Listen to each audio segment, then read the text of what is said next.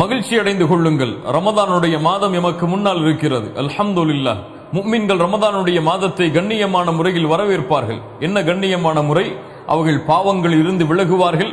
அல்லாஹ்விடத்திலே தாங்கள் செய்த பாவங்களுக்காக மன்னிப்பை தேடுவார்கள். பாவங்கள் நன்மைகளை செய்வதற்கு மிகப்பெரிய தடையாக இருக்கும். நன்மையில் இருக்கக்கூடிய ஆர்வத்தை குறைத்துவிடும் பாவங்கள். ரமதானுடைய மாதத்தை அடையக்கூடிய முஃமின்கள் பாவங்களில் இருந்து இன்றைய கணம் விலகினால்தான் ரமதானில் ஆர்வத்தோடு ஈடுபாட்டோடு நன்மைகளை அதிகமாக செய்ய முடியும்.